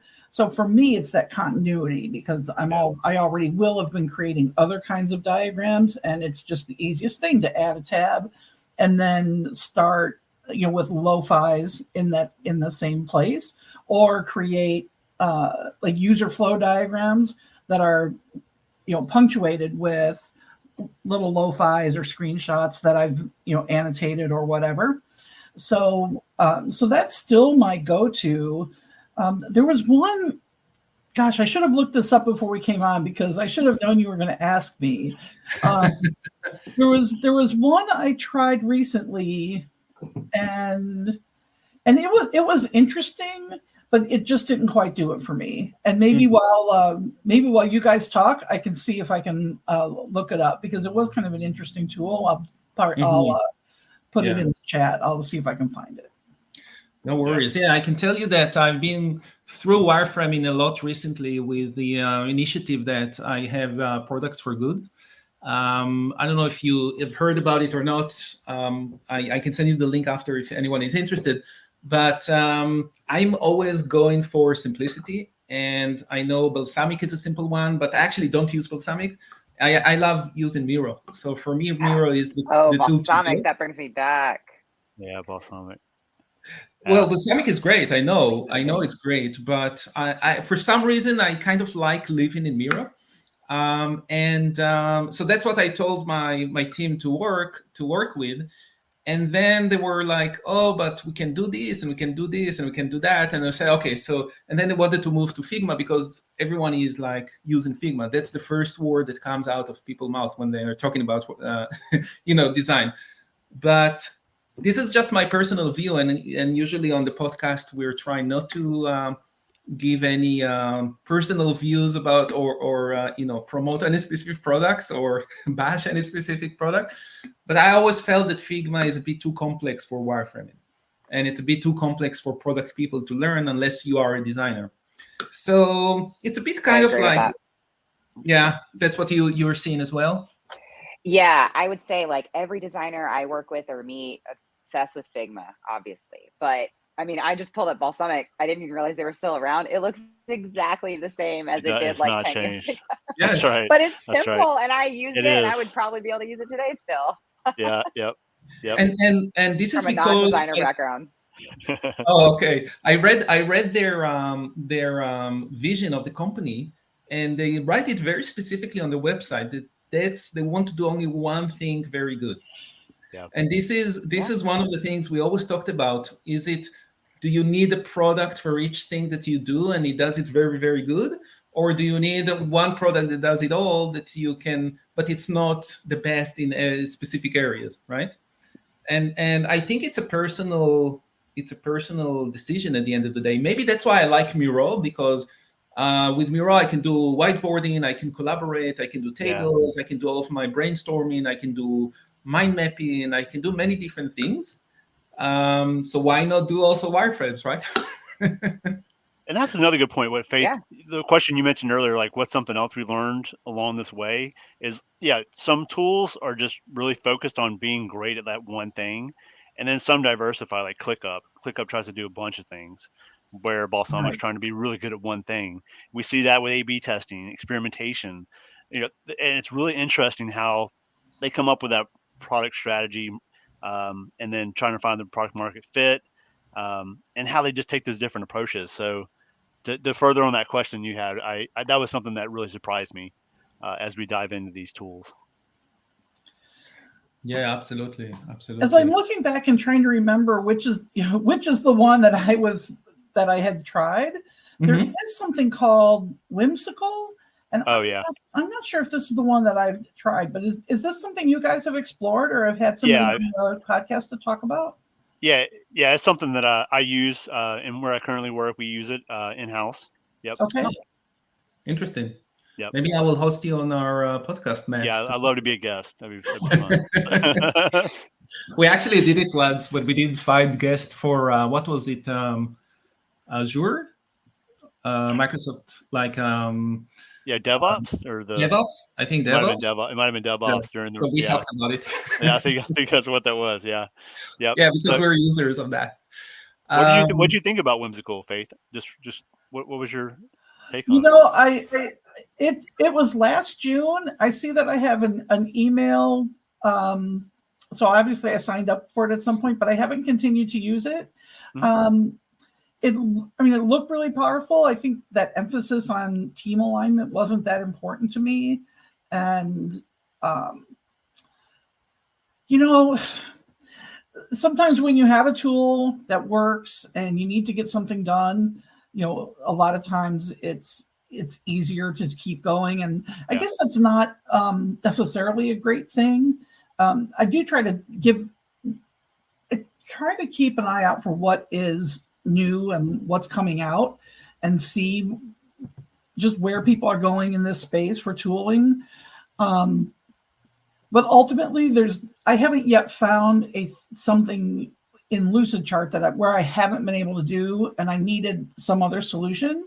So there hasn't been that unmet need that's really compelled me to do a detailed evaluation of another tool. This looks interesting, though. Matt, are you using the team features? I see that they're really pushing their utility for. It does well with it does well with team collaboration and stuff like that. So that's something that really does well. But I do find myself falling back on to Lucid. I come from a Lucid background, so Lucid, it's just clean, easy. I know how to use it. It's got a lot of the features that I enjoy, and I love diagrams. But they both have pros and cons, like everything else. But I'd love to get your feedback on it if you do take a look at it. So maybe I'll take another look. I'm curious if the rest of you are working in organizations that have more highly differentiated product functions. In my case, in my current role, and in general, I've been in companies that smaller companies where we have to wear all the hats. So that really kind of dampens. There's not necessarily the budget to have a bunch of different tools, and really, when there's only a couple of you, it's just distracting them too many. But I wonder if the rest of you are in more differentiated environments, and how that influences the choice of tools that you make. So I think amongst the five of us here, Matt, you're the only one that actually is not kind of a freelancer or you're working for a specific company, because Tracy, you freelance or for experimentation. Yeah. I don't know if freelancing is the right word or consulting is the right word, because people don't like these words. And Jackie for coaching, product coaching, right? So Matt, what's your take on that? Yeah, so I've worked in large companies down to consulting companies, and you get the pros and cons. So with large companies, you kind of get stuck in whatever tool is there, and you don't get access to certain things. You get access to specifically what your job requires. And I do a podcast where we talk about products, so I try to get into any product I can and to get my hands on it, because I'm curious by nature. So in large companies, it is harder to get access. Smaller companies, you definitely get more access to different things. And then the ability to change products. You might be using something today, and then the ability to switch to something tomorrow is more flexible, and having that input. Depending on the size of the company, I think what it comes down to, your flexibility and ultimately the budget of the company. Hey, we have this, all of our people know how to use it. We're not going to pull it out at this point. But in smaller companies, you get a lot more flexibility. Yeah. Very nice. So let's go to maybe. I just looked at the Whimsical website. Yes. Sorry, I was just saying I looked at the Whimsical website. It is cool. So maybe it's all bells and whistles, but the website's really cool and pretty. Yeah, and they're introducing some AI too. So I was curious, Faith, have you seen any AI with Lucid yet? I haven't seen AI. I haven't seen them implement AI, I don't think. So and I'm an AI. I think just fanatic. Recently their newsletter might have mentioned something. Okay. And I haven't had a chance really to dig in. Okay. I would think that they would. I'm not sure where it would really fit well, either for Lucidchart or for the rest of their ecosystem. But everybody is getting on that bandwagon, right? Like whether there's a real good reason to have AI in your tool or not, I don't know if you guys are seeing this too. It's everywhere. There's just the pressure to say, well, AI is big, so we need to have something that we can hang AI on in our product. Like whether it helps our users or not, we need to put something out there so that we can say we're AI enabled too.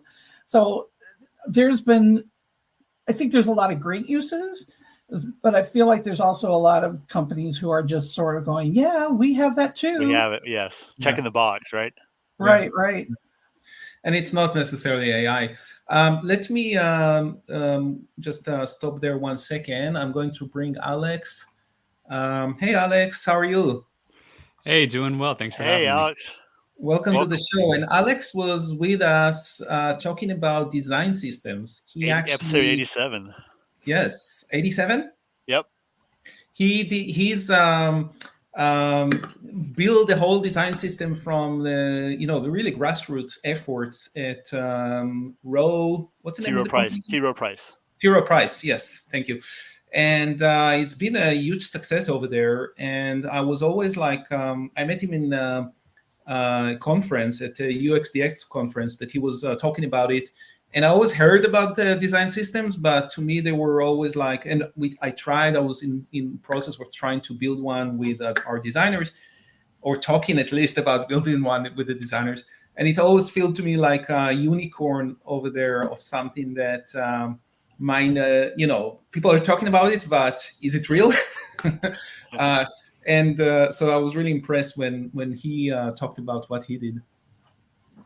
Yeah, I mean, it's definitely, it can be a challenge to get it off the ground, especially given the size of an organization. I'm not sure which one you were at the time, but it requires a lot more than just getting your design and developers involved. It requires like more organizational change. So a company has to be ready for that, as well as the change to the way that they work on the design and development front. And we were just talking about in general wireframes tools, and then we went to other tools, and we talked, and we got to AI because this is like the end results of every discussion that we're talking about these days.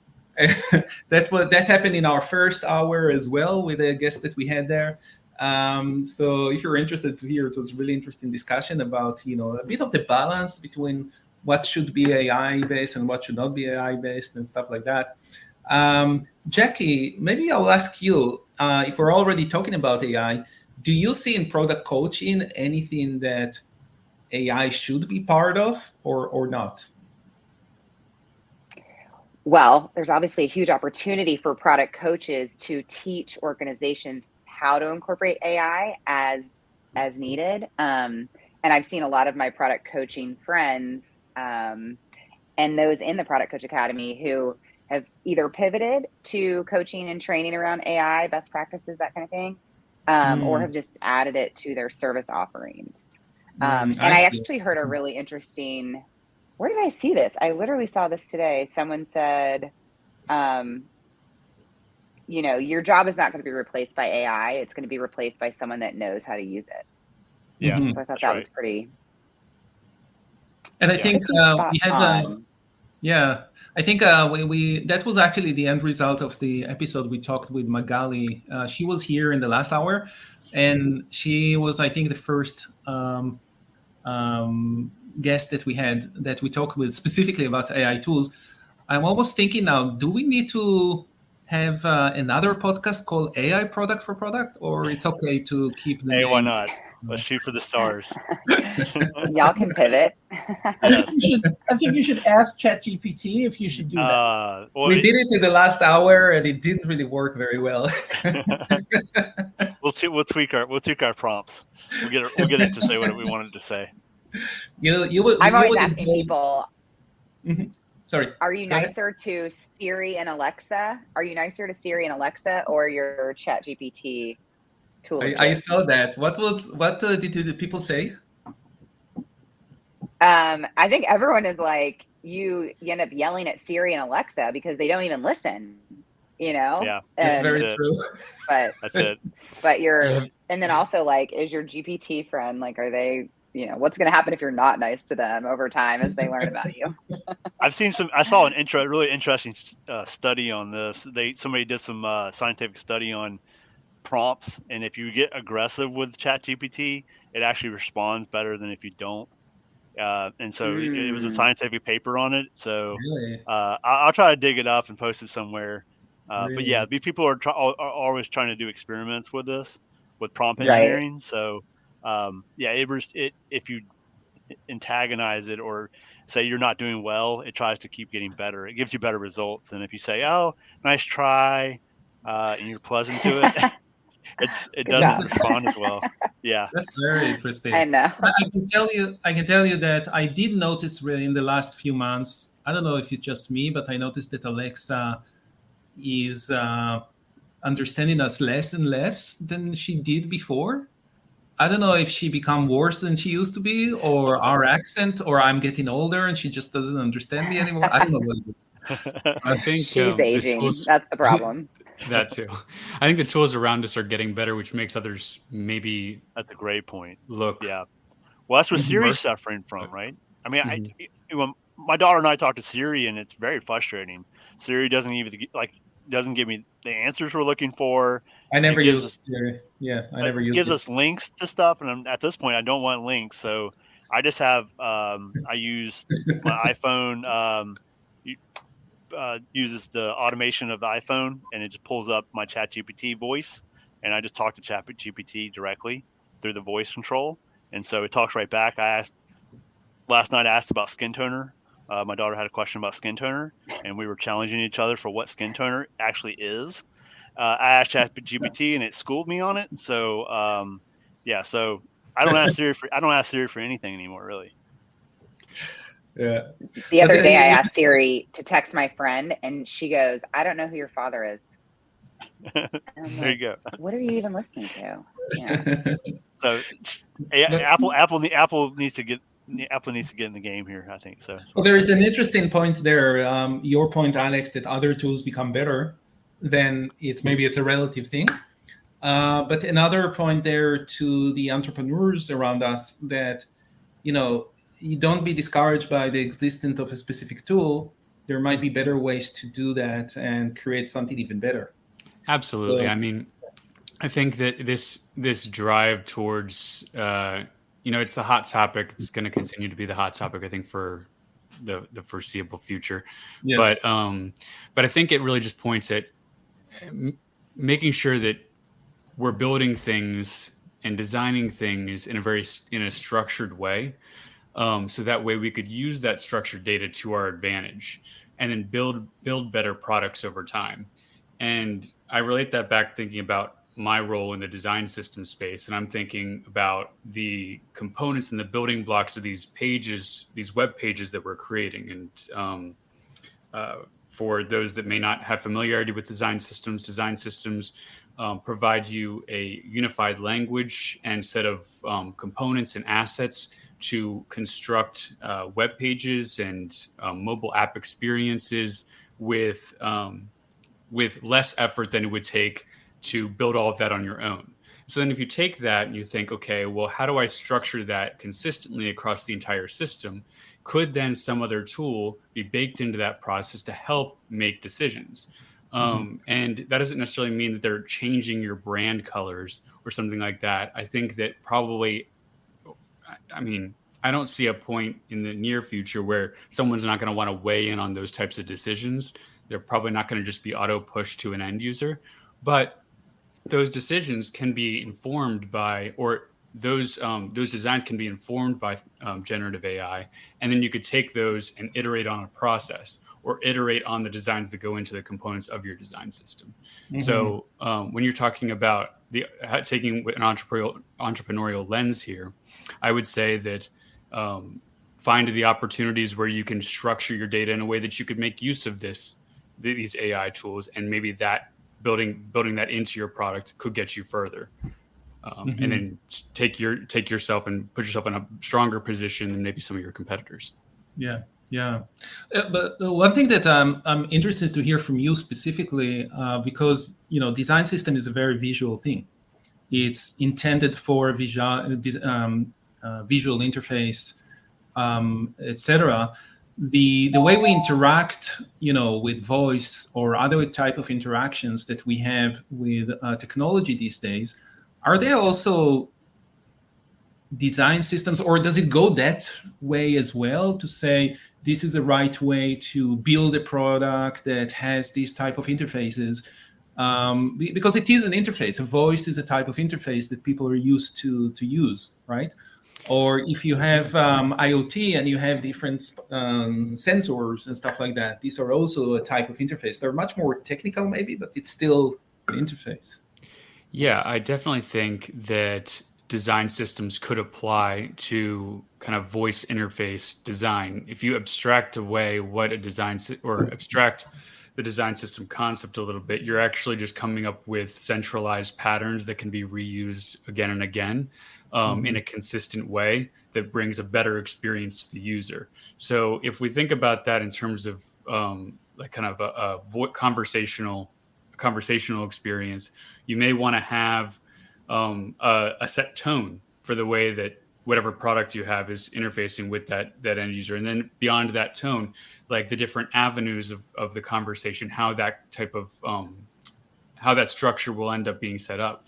So it's not something that I've got into within design systems, because where I've worked, it hasn't been a need. There's not been a need for that, but I could see how a similar concept could apply for that type of medium.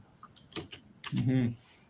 Yeah, absolutely. And that's really interesting how, we sometimes, when technology becomes more and more evolved and there are different interfaces like that, we start thinking about these type of layers rather than just this is a product. It's not just a product, it's a way of interaction. It's something completely different. Definitely. Yeah. Very nice, very nice. So Jackie had to leave. So she just dropped off. So what else is interesting in your world these days other than AI? Are you building something new? Oh, you wanted to leave AI? That's too bad. Because I actually had a question about AI. So let's stay in keep AI it going. for sure. Right? I won't turn it away. Listen, we said this will be about the state of product for product, and it is AI. So what can we do?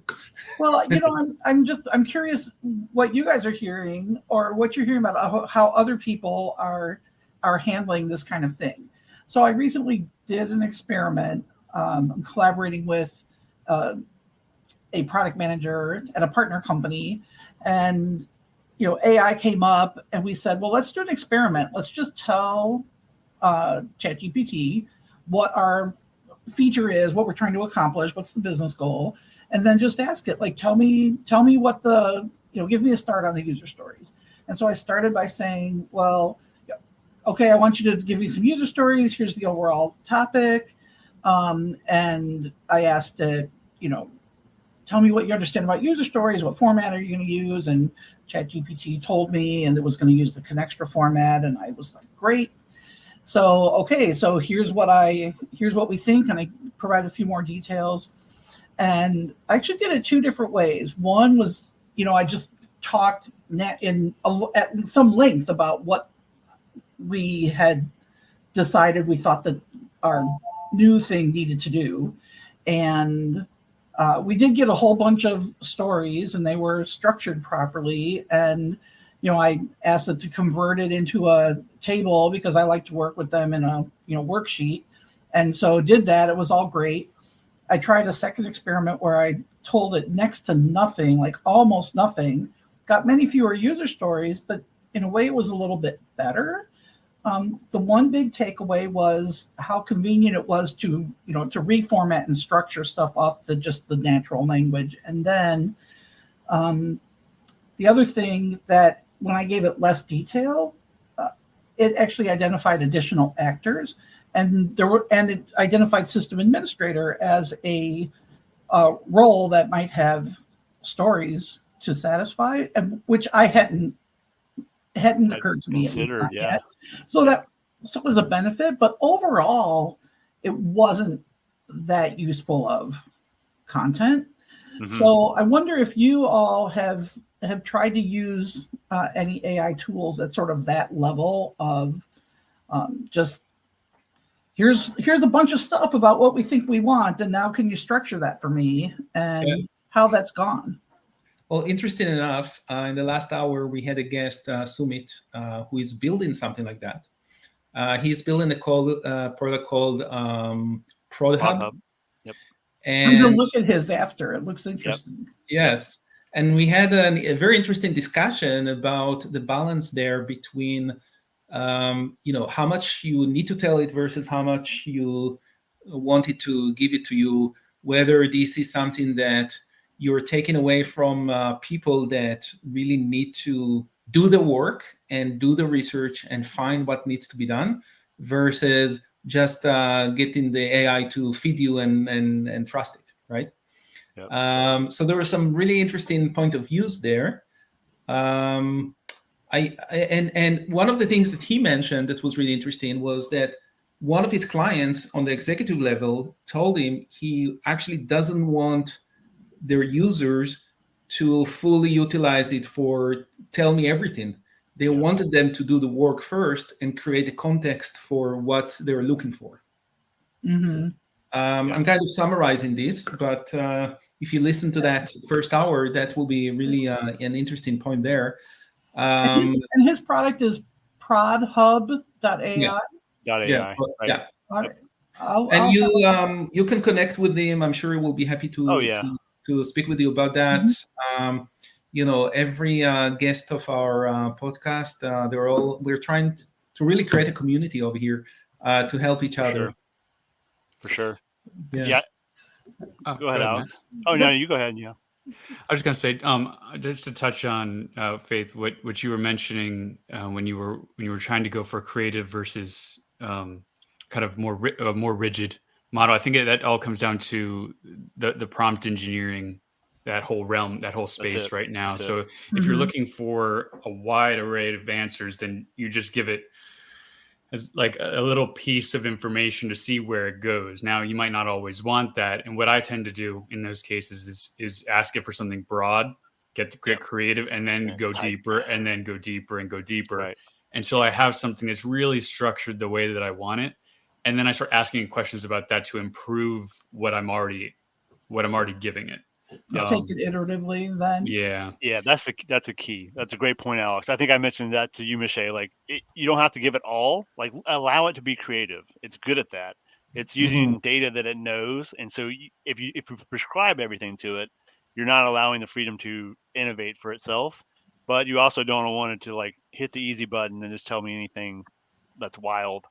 So I always take approach of trying to give enough information and keeping in mind that it's a collaborative effort. Like, it's not, I keep thinking of it as an assistant, but it's not really an assistant. I don't want to tell it to do, hey, I need you to do this. I want you to collaborate with me.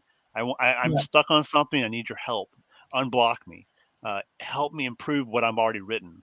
And so that's where I'm always thinking about it. So I start kind of small, not too small, but I'm thinking of the three bear analogy here. But start with enough information and then iterate along the way. Say, no, that's not what I want, because sometimes you can get a long answer. So I shorten it, make it a little more like this, make it a little more like this. So iteration is key, but the prompt to start is also very important. Yeah.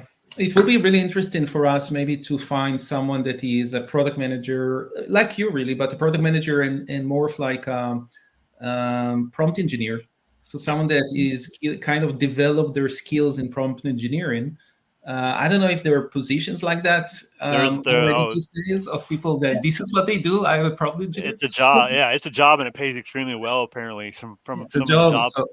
Hundreds of thousands of dollars in prompt engineering. Gen AI created new jobs descriptions. To Jackie's point earlier, that we won't be replaced by AI. We'll replaced by people who know how to use AI. So, and then generalized AI. We're all talking about generalized AI when we're in this. But I think that one of the problems is that, and maybe that's me looking at the young generation. I'm looking at my kids. I'm looking at my students.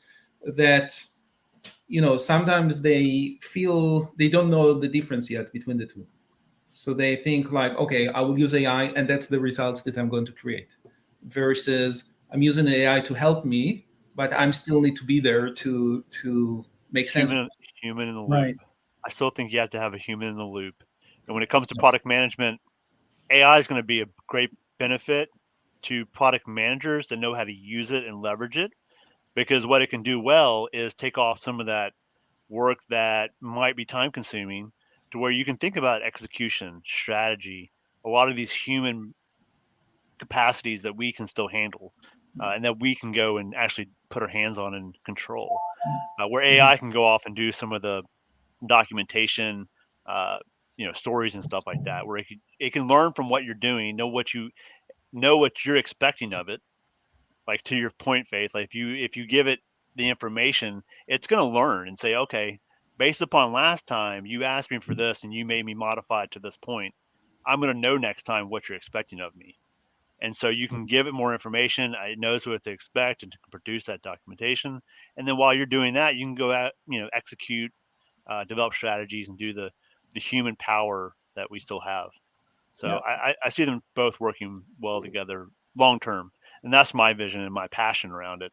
Not as replacing us, though. Yeah. So, not yet, at least. So. Yeah.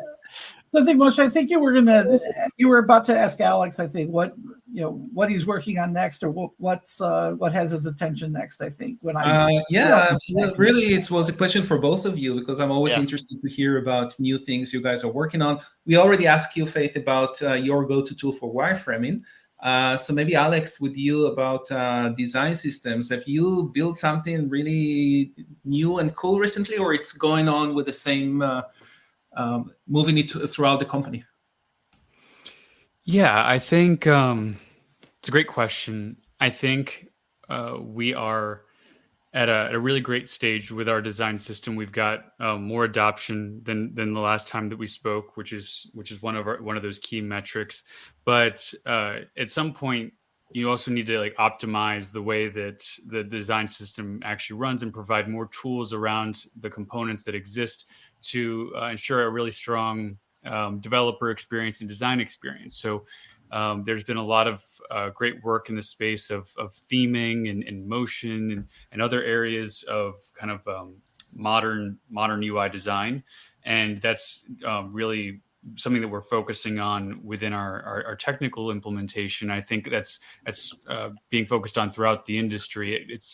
Those are two areas where it's setting a lot of design systems and companies apart from competitors. It's just adding on to the functionality of what is standard across the board, like your buttons, your input fields. Everyone has those, but how do you separate yourself out from all of these other organizations trying to do the same thing?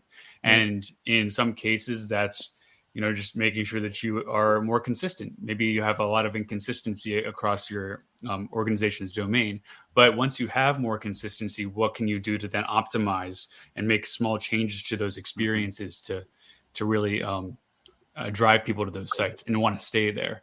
So that's, I think, so depending on the stage of the design system where we are, that's one area that we're looking at. We're also, we've got a number of other focus areas, but that's one thing to touch on.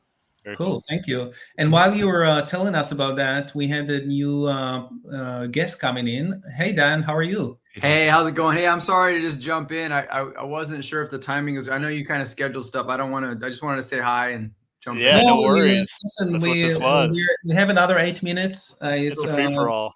So it's good, and we had people coming in for a few minutes just to say hi. We have more people coming for longer than that to have a discussion.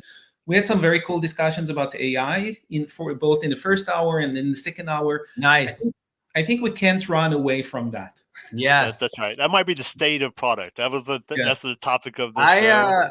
I just recently decided to jump in. It's funny because I've been fortunate to live through the internet disruption came along, mobile disruption came along, multiple disruptions. And then, AI is the latest one. I'm like, you know what, I'm going to jump in. So I'm actually working on a new talk, kind of like Gen AI focused on discovery. Specifically, how can you use Gen AI to do a better job as a product manager, as a product team designer for product discovery? And I've been playing around. It's been a lot of fun. So it's kind of fun to be learning, and I'll be giving a new talk in April on that. So I'm excited. Oh, very nice. If you need some beta users to listen to it or give you feedback, let us know. We will be all. That'd be awesome. No, that'd be great. I was thinking about it. If I have time, it'd be great to do that. Absolutely. I love it. Absolutely. Yeah, great. I mean, it's almost like become a default go-to discussion in every call that we have, and also today with everyone that came in here.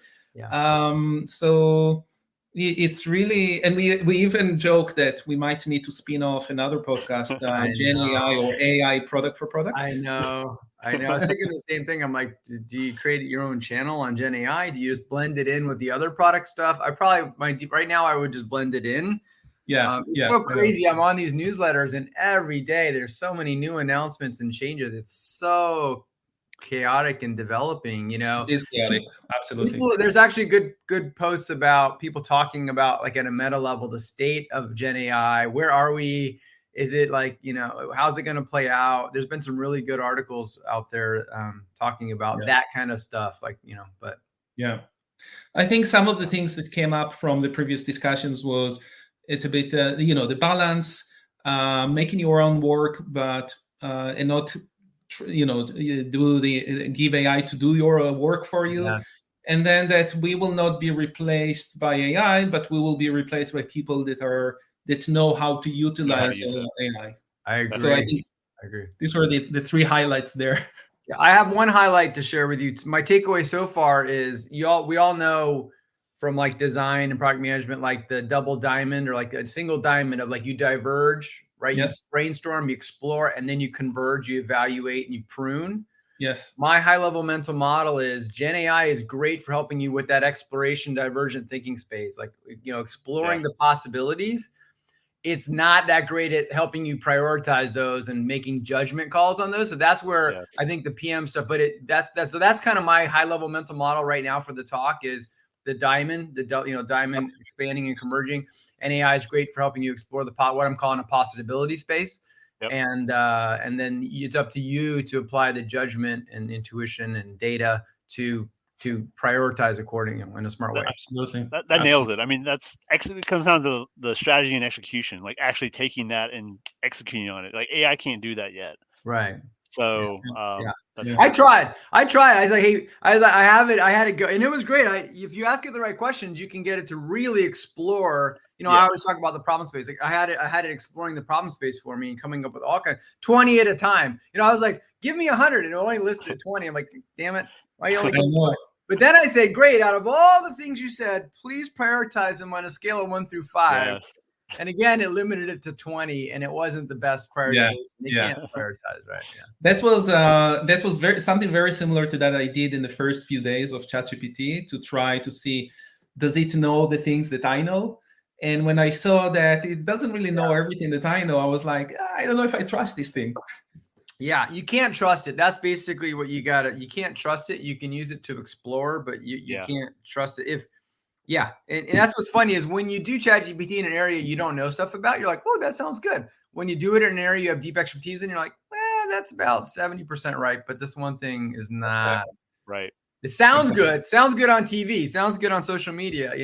It's funny. Like, I remember I was asking it how to like come up with a product strategy or something, and it said you need to prioritize things into primary, secondary, and tertiary. I'm like, okay, that sounds great, but like, what the hell are you talking about? Like, what does that even mean? If you weren't a PM, you'd be like, ooh, that sounds good. I'm like, okay, okay, but based on we have 2 more minutes for the live show to end, and we actually have a few recording of some people that could not join us. So I want to play them now, maybe. So thank you so much, Dan and Alex, for being there. I really appreciate. Matt and I really appreciate the time that you took off your day today and share with us, and the time that you came as a guest. And we always welcome you to come again as a guest to our show. Yeah, congrats on episode 100. This is very exciting. Awesome. Thank you both so much. Yeah, congrats. Thank you so much. So we still, like I said, we have a couple of more minutes, and for the guests that are still here, we would love you to tell us that you're here. I'm going to play now a couple of videos that we got from some of our past guests. So stay here and watch these videos. Hi, Moshe and Matt. Wanted to congratulate you on your 100th podcast. It's a tough world out there. Podcasts abound on product management, but you guys stood out. You've had me both as a guest. I've listened to many episodes of yours. Always well-researched, thorough questions. Really appreciate the innovation that you've brought to the product world through various topics that you've discussed over your 100 episodes. I want to congratulate you and wish you 100 more. Thank you, Paul, for that. Thank you, Paul. Awesome. Yes. And then we have a couple of others. I hope we still have time to hear. Hi Moshe, Nils Janse here. Big congrats on your 100th episode coming up. If I was going to say one thing on the state of product for product, it's the angle on generative AI that has to do with AI agents, because I think the next frontier coming towards us is that we will work a lot more closely with different types of AI agents that we collaborate with. And so as a maker of a product for product managers, to be sure that your product can interact with those agents, building APIs and so forth. I think that will be critical. Best of luck. Thank you so much for Niels. And one last one from Henry. Hi guys, congratulations on getting to 100 episodes. I think I saw a stat that only 1% of podcasts make it to even 20 episodes. So you're in a very small, committed and resilient minority. State of product, what do I think? Predictions. One big trend that I'm seeing, I'm obviously biased with the new business I've started, is people getting out of product. I think many product managers are fed up with the lack of vision and strategy they find in most companies, the lack of coaching and career support they're getting, and layoffs have been a big wake-up call. I think those that have been laid off have realized that they need to start something else, start their own thing. And even those that haven't have been made aware that they want to be in control of their destinies, right? Their careers, their lives in some way. So prediction is we're going to see many more small businesses starting, many more sort of solopreneurs bringing this depth of product knowledge into launching their own businesses. Very nice. Thank you so much, Henry. Henry, for that as well. So that's it. This is episode 100. That was a lot of fun. That was a lot of fun. I need a celebration button on here. That's what yes, we need. Feature enhancement. I need Absolutely. a celebration button. Yes. But that was a lot of fun. Thank you to everyone that showed up. Absolutely. Thank you everyone for showing up. Thank you for our guests for watching it. Send us a DM if you watched it, and we will do a draw and we will announce it on LinkedIn. And thank you, Matt, for being my co-host and champion on this. I really enjoyed doing it with you. Couldn't do it without you, my friend. Thank you so much. Thank you to everyone that's made this possible along the way and encouraged us to get to this number. We really appreciate it, and we'll aim for 200 in the years to come. So hopefully we'll keep it rolling. And if you're open to being a guest, open to feedback always, please send it our way, and we'll talk to everybody next time. Absolutely. Take care, everyone. Bye-bye. Take care. Bye-bye. Thank you to all the listeners. We really appreciate the feedback and support. Please leave us a review to help others find the show on Apple or Spotify or anywhere else you're listening to the show.